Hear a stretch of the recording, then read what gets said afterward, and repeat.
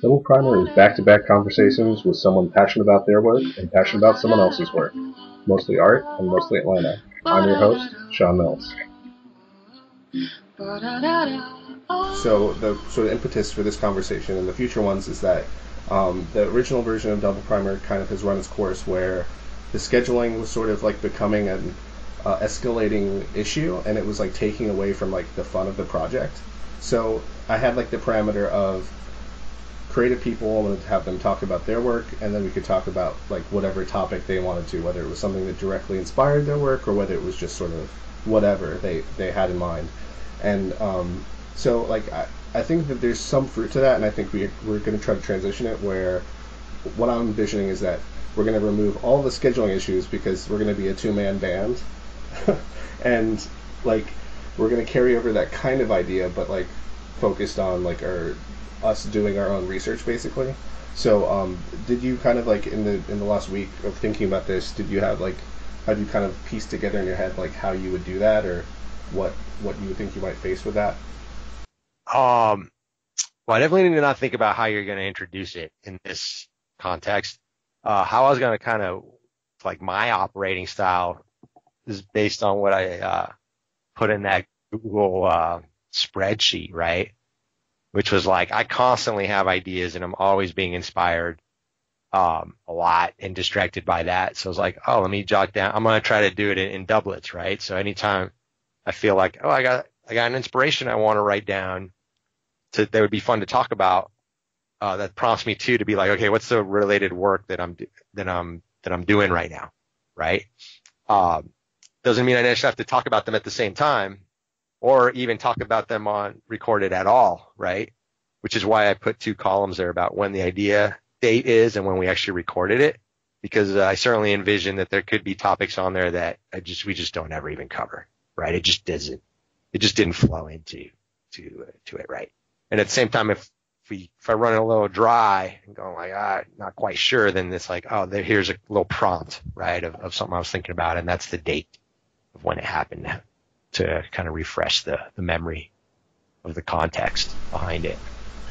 Right, and I think that points to like the next thing I kind of want to bring up, which was the aspect of having like a compulsive need that I find that like in terms of producing things, creative things, however that may be, there's like either it's kind of fulfilling like a specific need or it's just like a compulsive need.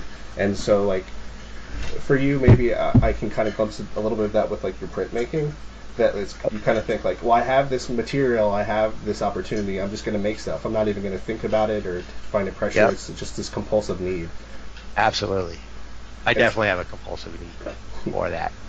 and I'm thinking that parallel to that would be like that's the natural way to handle the conversations. Just that it's like something comes up and you're kind of Yep, for however like the time that is, whether it's a 10-minute time in the bathroom on your phone or whether it's like a week of reading a book, like you have this like thing you kind of want to get out or even talk yeah. about.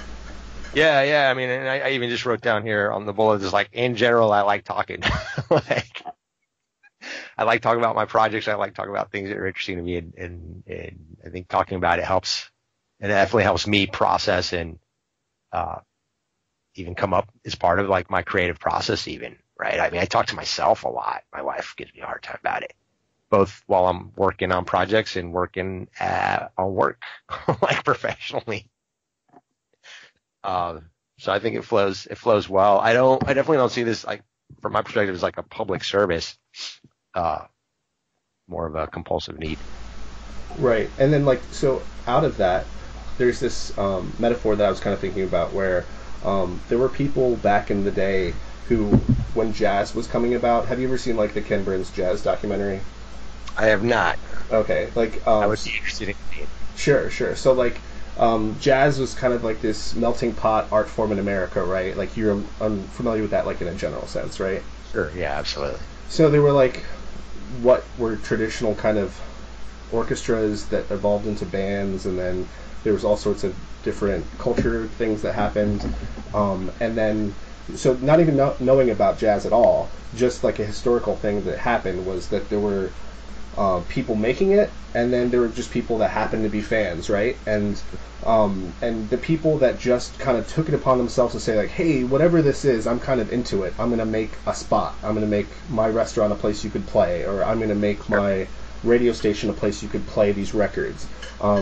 Like not to be too grandiose, but I'm thinking like that's kind of like the wheelhouse of what I think the focus is, as opposed to be like having this agenda that we're going to talk about Stranger Things, like the kind of single service podcast. So this is more just like a taste of like the wins. Yeah, and I think that's even a little consistent with like what I'm trying to the extent I'm trying, of what I'm trying to do at the makerspace though, right? Is like, it's sort of like creating this environment of like creativity in a kind of a non-traditional way that is outside of like the kind of the typical way our culture defines creativity today. And it's very diverse, right? Like crazy diverse, way more diverse than I ever imagined. And I even struggle with that today sometimes, of like, there's people here doing stuff that I have absolutely zero interest in, but this is creating a space where they can do that. And there's not a lot of places like that. That can do some of that, people can do some of that. So, I'd be cool with like same. We're essentially, I think the main focus is something around the creative impulse and creative drive, right? It's kind of the overarching theme of the podcast versus like pop culture or cultural review or news or whatever, right? So I think creativity can span some of those things. Actually, I was already thinking like, I hear stories on the radio, or I'll read a book, or want to go see a play or whatever, right? I want to go see an art show. We could talk about that on the inspiration side of the ticket, something. So, like, do you remember me mentioning the concept of new covetables? Does that sound familiar? Covetables? I don't think so. Is that related to like collector item kind of things? Kind of, but it's like kind of what we're talking about, where there was a speech, I believe in the Ivy League school, it was either Harvard or Yale, by Charles Eames, like in the 50s, right? Or maybe it was even early 60s. But he gave a speech which was predicting that he was saying, we're going to have all this, like this was as industrial design was exploding, right, in America, which was a whole new thing. And there used to be this whole tradition of product, like handmade products, right? Okay. And then there was a transition to industrial design where everything was like factory made, right? Yeah. At the birth of like vacuum forming and and just industrialization on that level. Yeah. So he was saying in the future people will have new covetables. It won't just be the new car. The covetable will be like a bucket full of nails. It'll be like a shelf full of wood. So like that, I feel like this is kind of the for some people, like maybe for me and you, for example, that there is a little bit of that fulfillment of that there is something like fun about like having your studio stocked, having like the drawers full of tools, right? Yeah, absolutely. I mean, shit, exactly to that point on that concept, like I've even started to temper like me saying like, hey, having a messy makerspace is actually a sign that it's vibrant, right? Because like the makerspace is hard to keep running, and there's definitely been times, especially in the beginning, where there was nobody in there, right? And there was not a mess to clean up, and we weren't really sure how long this thing was going to last, sort of type of scenario, right? So even just having like a messy space has become something that's a little bit of a covetable to that point. That's very abstract, only to very specific, people, right? But right. I think there's that concept too, like, I don't know, economists or statisticians go with this, like we're definitely in the era of the long tail, right? Which I think the internet helped enable that whatever your interest and whatever your niche, there's an easier way to find that now, no matter how weird or abstract or whatever, right? Even freaking perverted it might be. Right. So, like, when you say the long tail, the tail being like a physical tail you could grab? No. Things have a long tail? No. It's a statistical from like a bell curve. Okay. So Yeah. the edges of that tail where there's a very low, tiny probability, that's called the tails of the curve. Okay. So it's like a statistical distribution. So the internet, like Amazon, where like traditionally a brick and mortar store can't afford to sell some niche, obscure item, right? Even a collector's item kind of thing. The internet has made the cost so low in general that, and like things like eBay and Amazon, where they can actually put something like that up for sale and hold it in inventory, and somebody out there has a chance of actually finding it, right? Versus some little antique shop on the Marietta Square, right? The number of people actually go through there to find whatever obscure thing, everything's small, right? The scale is just super small. Right. Statistically, from a statistics standpoint. Okay, yeah. And like that's a perfect little example of like an area of my own ignorance showing that like I grasp towards like an animal. No, yeah. I mean that makes total sense though. That's what most people encounter in there. That's what's part of normal everyday life more than like economics and statistics, right? That's a much smaller niche. I wouldn't worry too much about it. And I think actually, if this stuff like this comes up during a discussion, I think that's where it's kind of cool, right? Mm-hmm. Where it's some opportunity to bridge some gaps and kind of learn some new things and whatever. Yeah, I'm actually find that as to be a particular point of interest for me because like I think like, there's that ugly duckling syndrome where to you or to maybe an engineer in Atlanta that I'm very artistic, meaning like what I do is chaotic and sort of like personal versus what they do. And then to an art person, say an art major, they would think of me as like fairly conservative and kind of on rails. And so it's Sure. always like a context and a spectrum. And Sure. so like I've particularly like investigated things where there was like someone who their background was they do geological studies, right? Uh-huh. And so they would have a particular sampling method where maybe every 10 feet they would put a shovel 10 feet down. Mm-hmm. And I was thinking like trying to work with this person and at a creativity conference of thinking like how could you take that type of sampling method and then apply it to a creative force? So maybe it's like instead of just picking what photo you think is the best photo to use as a portrait. What if you took 100 photographs, rapid fire, in every context, and then you picked every 10th one and you printed them, and that's how you decided that It wasn't a matter of taste, personal taste, and preciousness. That it was like you used a scientific sampling method. Like that'd be cool. Like that kind of intersection is something that I wish it happened more. Yeah, no, we can explore that, dude, because I lead a data science team and have these fantasies of being able to like apply sort of data science techniques to things like that, and just haven't had the time or sort of kind of had the forcing function to make something like that happen, right? So we could I don't know offhand today like how to write the script, but certainly I can envision writing a little script in Python or whatever to do that sampling of the photos, right? And we could actually experiment with that, and it's relatively it should definitely be doable. Right, and like between the two of them. so often like we're like in these silos like, on other sides of a wall, and both sides are saying like, oh man, wouldn't it be cool if like an artist did this, or the person's like, wouldn't it be cool if like someone who knew about this stuff like could put their input. Yep. For sure. So like I think that's a perfect point to kind of maybe pin down like what would you think would be your dream scenario for like what should the next conversation be like? Did you want to pick up that first topic in the file and like you could lead the next conversation?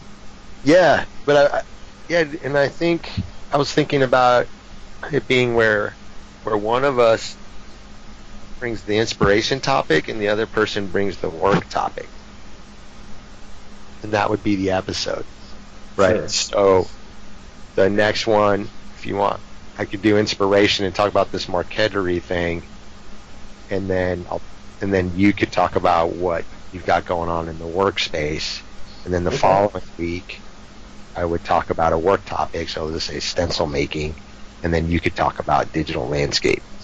I assume the digital landscape is like an inspiration thing. Mm-hmm. Yeah, that sounds like a good plan, and also could be a work in progress. Like if we decide that it kind of feels better for them to be like more related or less related, you could do that too. Right. And then same thing too, like when I wrote this down, I was like really inspired by this guy, right?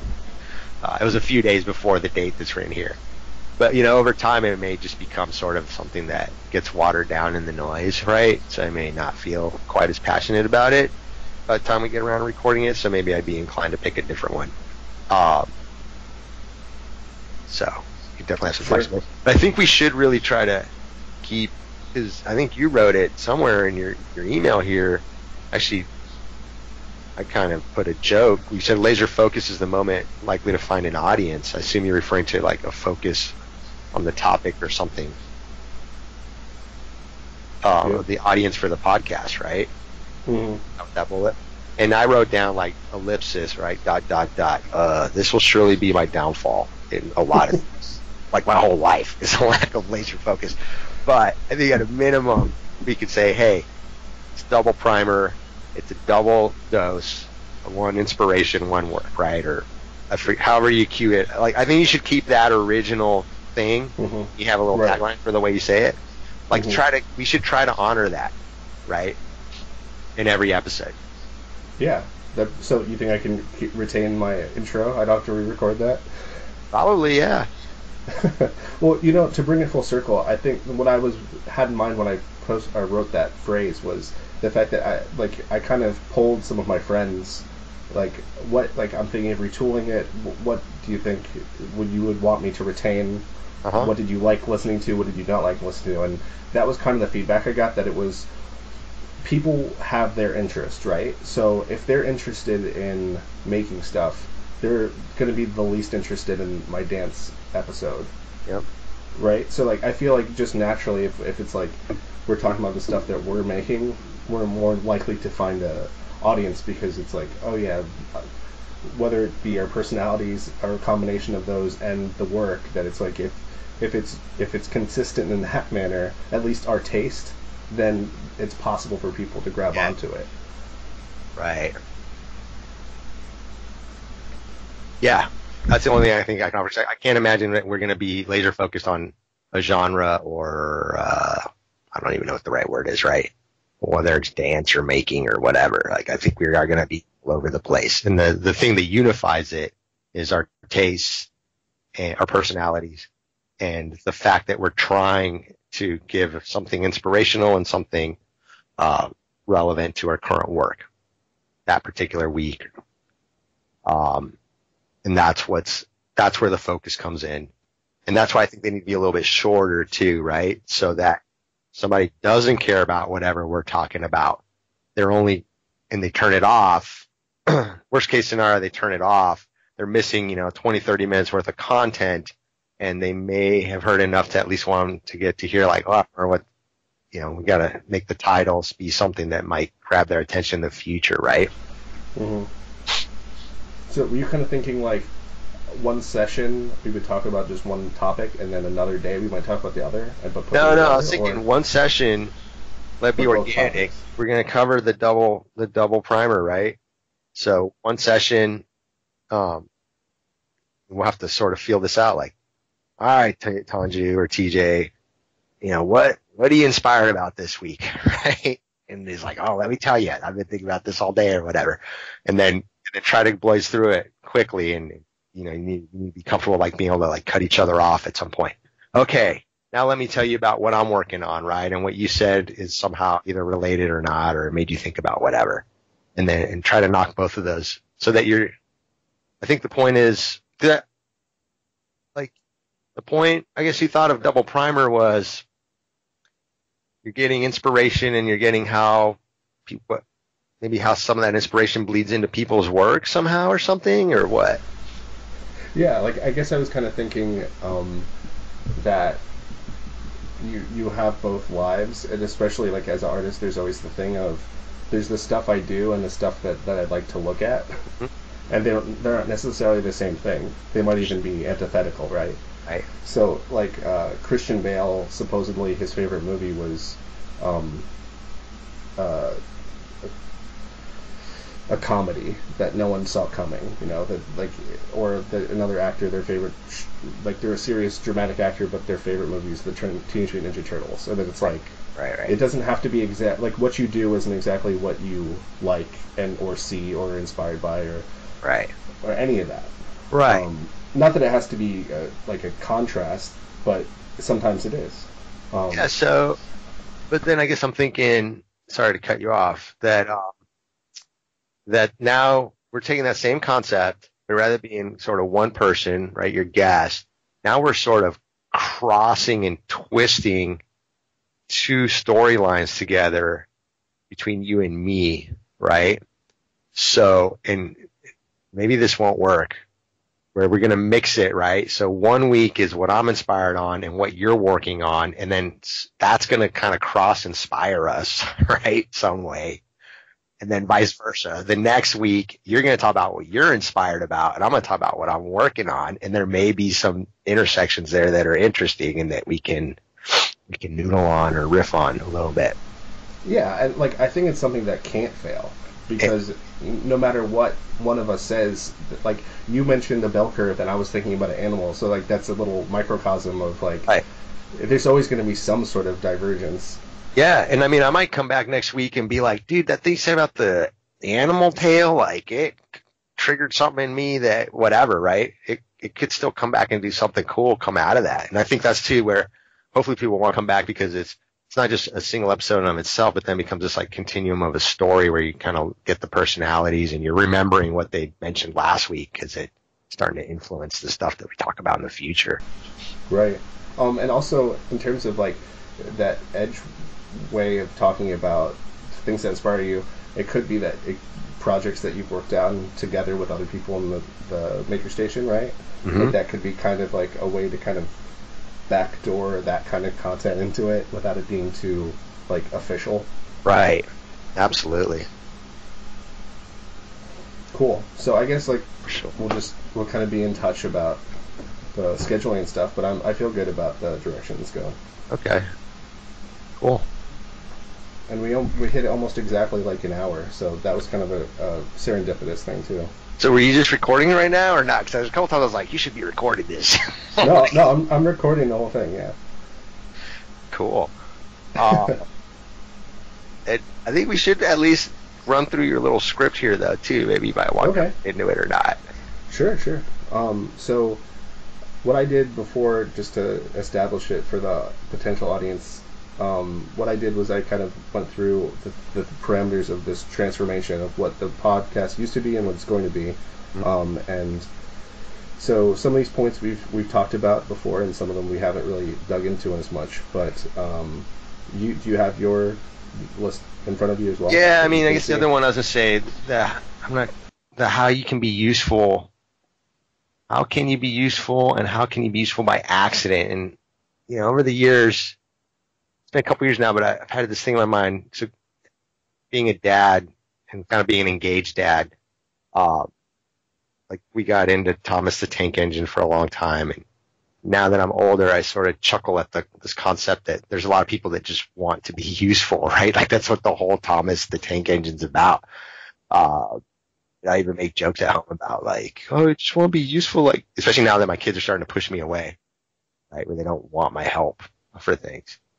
I'm like, I'm just trying to be useful like Thomas the Tank Engine here, and you guys are pushing me away. So I don't know if you're thinking of trying to communicate to some extent that you want people to use the podcast in some way, or that there's some kind of useful value to it.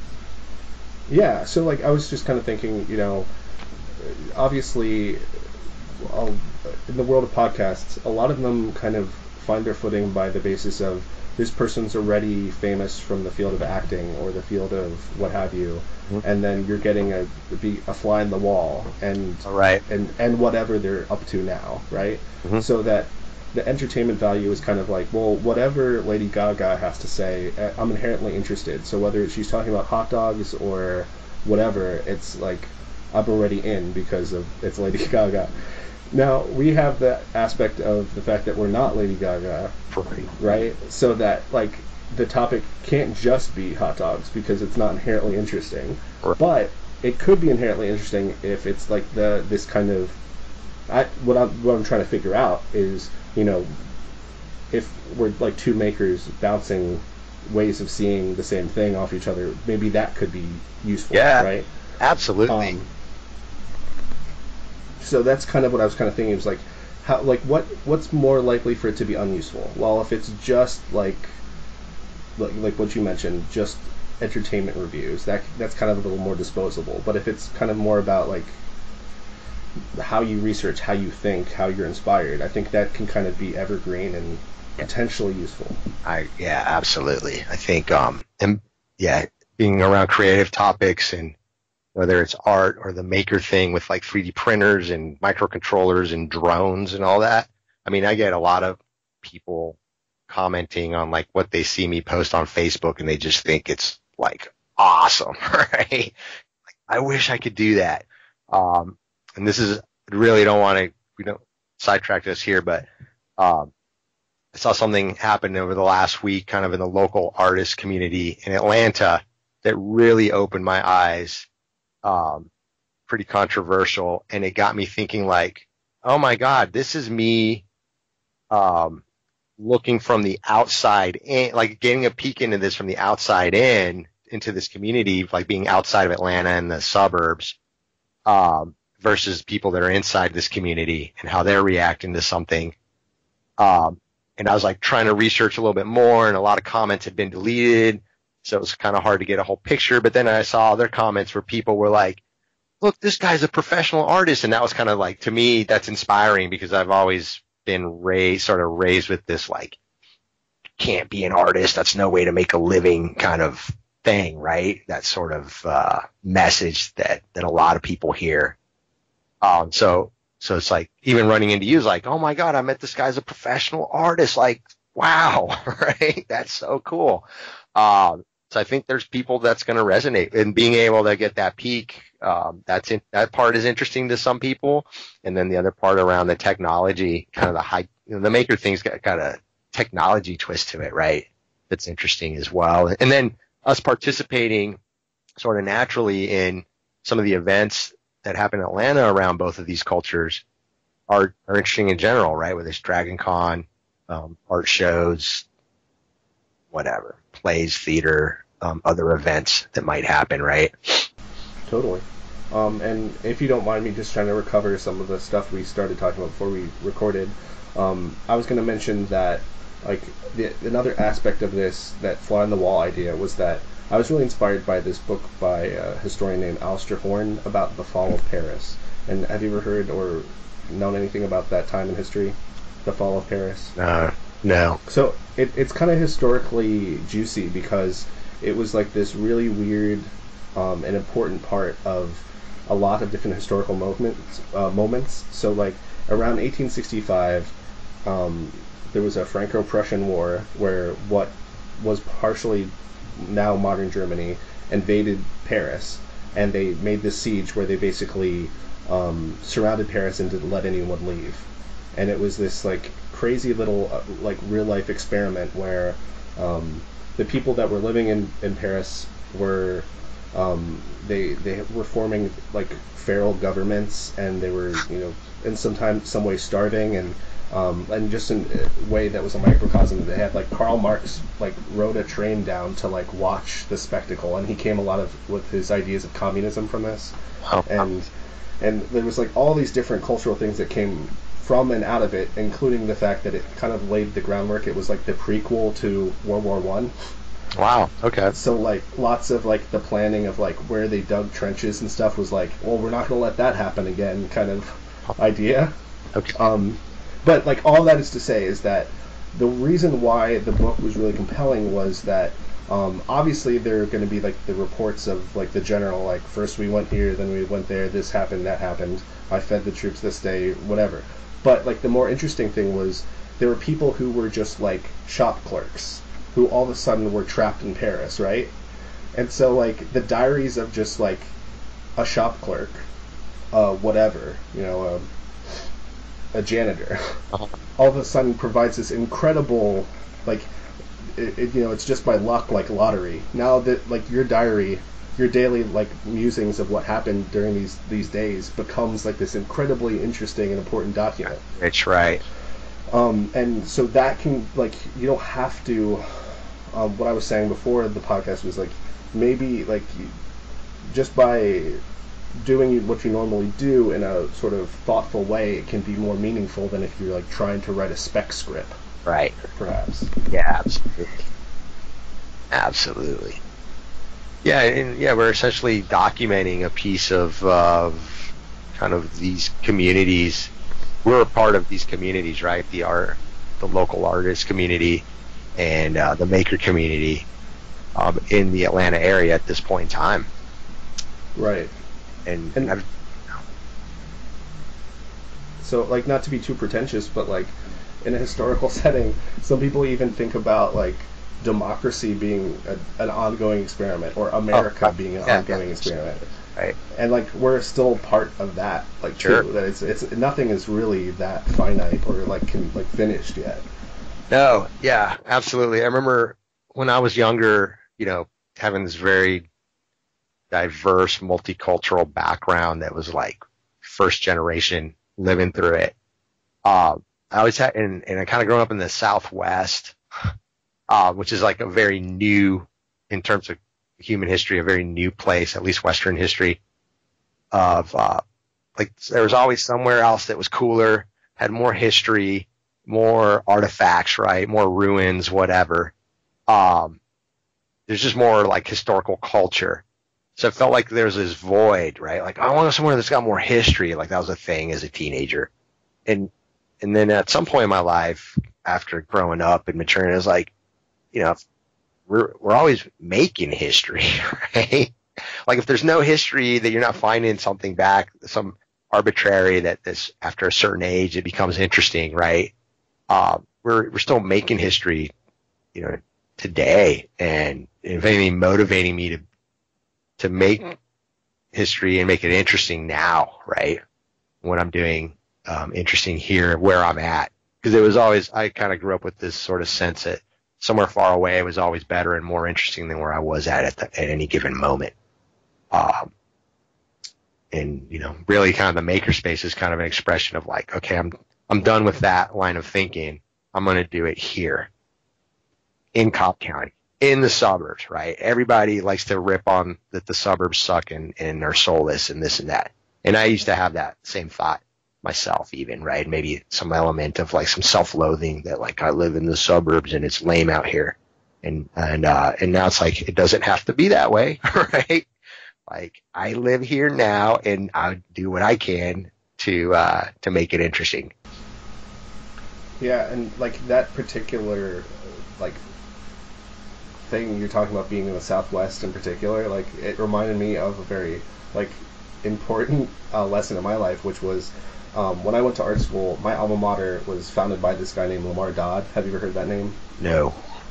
So he grew up in a time when like all the things that are still true now about like art isn't a career, and it was even more so then. It was like considered purely like a female like hobby. Like the way in the Middle Ages it was like that you would crochet to like keep your hands busy. Like there weren't art schools like as we now think of them. Okay. So there were like these kind of like coffee parlor meetings where women would kind of like paint like flowers and kind of gossip. So we're talking about like the 30s and 40s, like going into World War II. And so like, okay. Go ahead. No, I gotta. This is gonna be a sidetrack. Just go ahead. I don't want. Yeah. So, but anyway, so he as like a person, just like a self-motivated person, he like as a kid went to these like parlor meetings because it's like this is where people are painting, and so like he like went like with all these like his neighborhood's moms basically Yeah. learning to paint, and then he went on to like found an art school, and I guess the kind of poetic version of his like people that think he did a good job basically said like he made a castle in the desert, like like Yeah. that no one like there wasn't anything, and then like he became so good and so famous that like he became friends with Dwight Eisenhower, and he was able to get these Rockefeller grants, which was able to Right. like physically pay to have a building, and et cetera, et cetera. So like that was like kind of inspirational, that it's like you can make something. It like that could be a benefit, that it's like there's nothing out here, you could make it in your own image. Yeah, exactly. Which is, yeah, and to that point, that's, to the extent that I'm very influential at the makerspace. The makerspace reflects a lot of like what I think a cool makerspace is, and it is certainly a lot of different opinions out there, right? So I know I don't speak for all makers out there, but the fact that I'm kind of willing to put in the work, and there was nothing here before, right? That met that need. So this is the way it's going to be, and until, and I'm actually waiting for somebody very influential to show up at the space and want to change it. I'm kind of mentally prepared myself for that day that could happen, right? And could potentially even give it up and just be like, well, I had my good run, and I'm in a different place, and we're handing this thing off, right, to the kind of the next person, and they're going to do something different with it. Like, and the geek sense that like the Jedi thing of like there will be a passing down of like my time is done here, right?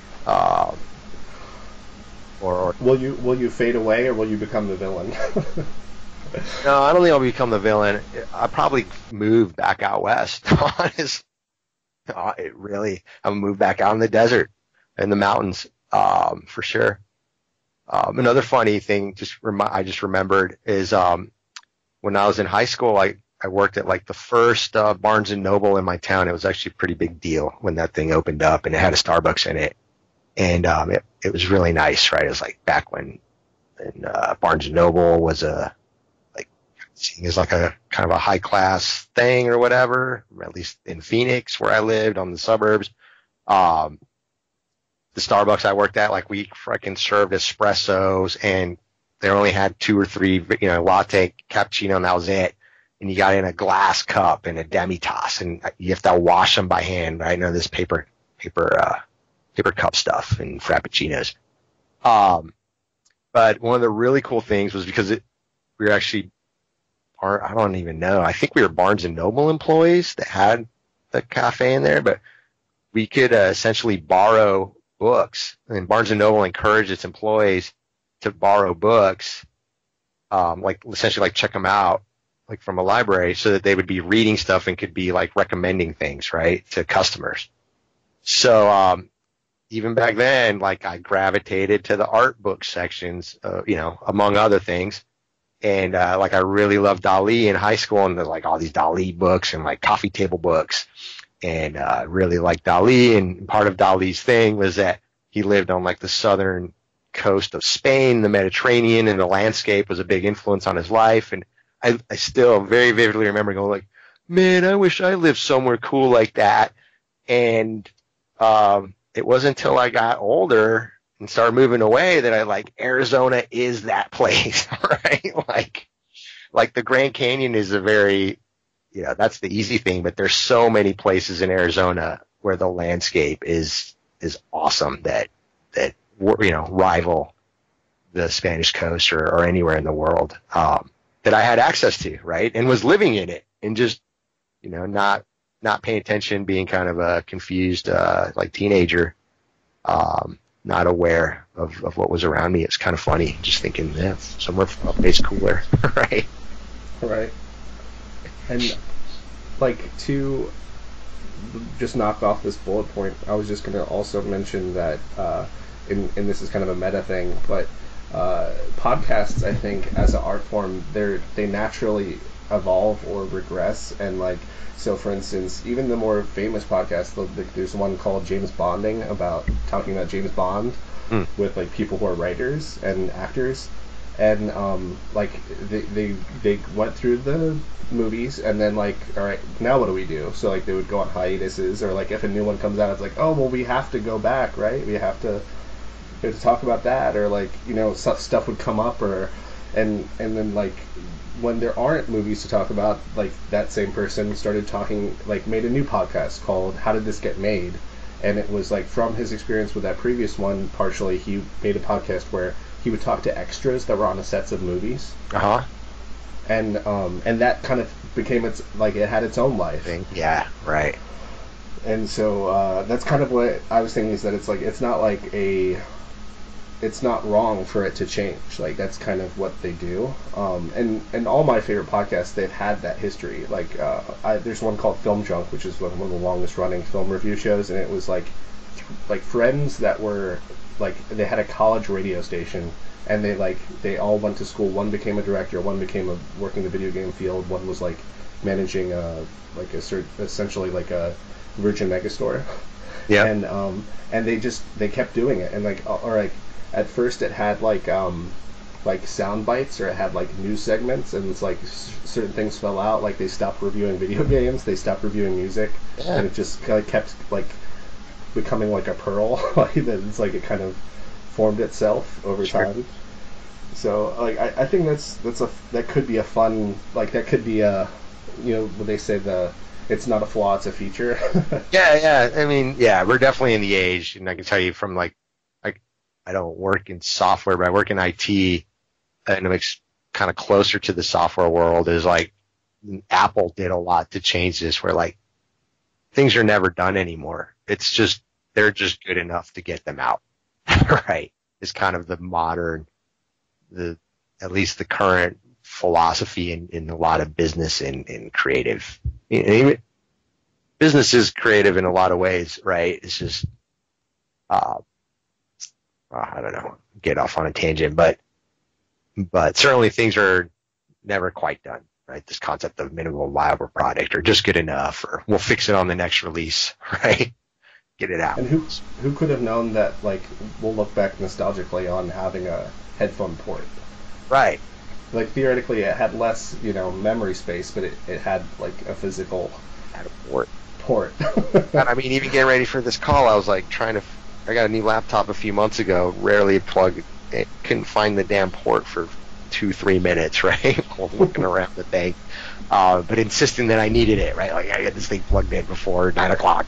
I don't want to be fumbling around with it at that point. Right. So, like, not to put you on the spot, but is there any other kind of things we didn't get to touch on yet, or that you wanted to mention? I guess just wrapping up, right? So, what we watched, what inspired me this week, and Project Talk. I mean, I had bullets for those, so I can just go ahead and get them out there. You can cut them or whatever you want to do, but what I watched kind of made me laugh, because I definitely think of myself as a nerd, and I got a lot of examples kind of expanding on that. But like this, like, I don't really watch a lot of TV or movies or creative work, which I feel is a little bit of a gap in my life, but nevertheless, I don't make time for it. But I've been watching these lectures on Coursera, so university lectures on psychology and positive psychology, of all things. And there's, like, this week, there's a couple of these lectures that really got me turned on, that I'm pretty excited about. So I'm watching, university lectures is what I'm watching for fun, right? Not even for credit, just doing it for, like, auditing them on Coursera, which are the massively online open source courses. Or I guess these aren't open source, or University of Pennsylvania, but whatever. But then also another thing that inspired me this week, we talked about a little bit, but it triggered out of, I went into this space yesterday to clean or fix the 3D printers that weren't working this weekend, where it's actually embarrassing trying to demo them in front of somebody and they didn't work. But sort of back to that Zen thing, like, oh, well, if this is what it takes to have a space that has printers, I'm just going to do it. And it also, when I got one printer working, rather than just printing a tchotchke test print, like on the fly in Tinkercad, I designed up a little jig thing super fast to pursue a prototype of an idea of using the all the junk that we picked up from Zero Landfill event last year, right? I still have a whole bunch of laminate paint samples, and I printed something out for that. So that was just kind of inspiring of like getting that work going. And I wouldn't have done it if I hadn't gone in there to fix the printers, right? Which is not something I was really wanting to do when I went in that day. And then I'm also working on projects. Is the big project that's on my mind is these I'm calling them artisan hangboards for rock climbing training. And it just occurred to me today, there's a big local rock climbing competition coming up in February that I would love to donate a hangboard to them so they could raffle it off at the event as a prize. But I'm a little bit afraid that it would be successful and people would be interested in buying some hangboards after that, because my ultimate intent is to be able to sell these hangboards, but that I wouldn't be ready because it's coming up in February, right? So it's coming up very quick, and I don't have a lot of designs yet. I don't have it really something that I can make quickly, right? So I'm like, oh, should I? Again, back to the point of like, I think earlier today I talked myself into like, okay, I'm not going to do it for February. I'm going to plan for something in the fall for a different climbing competition, and then I'll have like 5 or 6 designs ready and maybe 1 or 2 that are ready to sell. So if somebody hits me up and wants to buy one, I could turn around and sell it real quick, right? And then later tonight, I was like, you know what? Like, screw that. If people really like them, I'm going to tell them there's a 6-week lead time, right? And see, this could be a problem I'm inventing in my head that nobody wants to buy them, and I'm getting worked up about nothing, right? But I was also a little concerned that if people did want to turn around and buy them and I didn't have anything, then it would kind of fizzle out quickly, or potentially somebody start copying the design idea, which at the end of the day is fine. I'm not interested in like patenting or trademarking or whatever these things to protect them, but I would like it to be something that I could sort of capitalize on for a little while if it has a run, kind of as my thing, right? So we'll see. So a couple reactions. First to that, the mention about like the Coursera stuff. Yeah. I got wrapped up into one where it was specifically about making digital badges, which were supposed to replace like report cards. Oh yeah. Potentially. And I got so into it that I was actually like signing up for like we'd have conference calls with all the people doing it. Wow. Just like talk about it, like so like you can get like pretty deep into those things, like yeah, like absolutely. pretty rigorous, and like yeah. That's what I'm saying. Like, what a time to be alive to like have access to this stuff I mean, Coursera, these online courses, they're changing their model. They're starting to charge, but they're still transitioning right now where they'll make a lot of the content available for free, but you don't get a certificate or whatever, right? But you still have access to the information, and it's like world-class, high-quality content. It blows my mind. That this is something that traditionally was only available to like, wealthy people, essentially. It's just mind-blowing to me. Or not even just wealthy, but wealthy and connected. Yeah. Like you had to be in like the Rotary Club or something. Yeah. But I mean, I don't know. We could talk forever, all night long, right? Like in my family and my grandpa, like we're big fans of Benjamin Franklin, and one of Benjamin Franklin's one of his contributions among many is he's a big proponent of public libraries for public good, and that my grandpa used to always be like, he's like, you don't know how like libraries used to be super elite, right? And like books in general, like that was only something that was available to like the elite upper class people, and it wasn't Franklin by himself. A lot of people involved with that, but it wasn't really till things here in the U.S. where like the concept of like public library is important and a priority. At least that's the story I hear from I heard from my grandpa. So I kind of grew up with that, right? This sort of like, yeah, it used to be that education and information was really only available to a certain class of people, and that's definitely changed. I mean, it still persists on some level, right? But it's changing, I think, every day. Well, I'm going to undercut your profound statement with kind of a jab here, but like I think it's funny that you had like this like the biggest danger is not failure. It's that you're gonna have this like success that like Yeah. you like you're making your Right. hangboards and Right. like you're Jughead, like I'm Jughead and you're Archie, and I'm looking at you and you're like, I've got too many girls to take to the prom, and Totally. like I'm keenly aware of that. And sort of trying to laugh at myself about it. yeah. But I think it does have like amazing potential, and I'm super interested in that kind of thing because like it's a dying American art form. Like they say, like the last handmade art object are like surfboards, and like even those are now being made in Japan. Like we don't make objects like this by hand. Oh no, though. I mean, but like I'm on Instagram a lot, and there's all kinds of people making handmade and bespoke stuff like crazy. And I guess that I don't know if there's an element of like be careful what you see on social media is not representative of reality, right? But it seems like there's, or I'm just very well in tune with the maker side of these things where, like, I'm seeing it happening everywhere. Like, I'm seeing it like, dude, as soon as I get this out there, like, they're going to be copies pretty quickly if they are indeed something that people want. That's something I'm not sure about because when I bounced my idea off my kid, and granted, that's like a little bit of a like politically loaded thing. He is just like, I don't know, Dad. Hey, this is like not what a traditional hangboard is like, right? And he just kind of poo-pooed it very quickly. And I'm not a very like hardcore or competitive rock climber, so I'm not quite sure what others are going to think about it until we test it out, right? Until we try it. But I suspect if it does take off, I mean, it's not anything I'm doing super groundbreaking or sophisticated that people that are inclined to and have access to some of the tools, which a lot of people do, would be easy to replicate in their own version, right, of whatever they're into. Because that's part of the intent, is that you're bringing some element of something interesting to it. Well, I'm definitely interested in kind of digging more into that, and cool.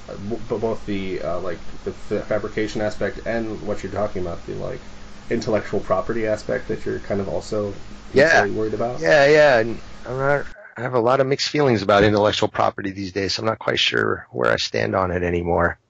And I also just to get it out there because I think you very briefly brushed if I'd be interested in having you paint them, and that thought had already crossed my mind even before you had seen them. And seeing if there's ways we can collaborate with designs. Well, welcome aboard to be the co-host of Double Primer. Yeah. Looking forward to talking to you again. All right. Yeah, I'm excited about it. Thanks.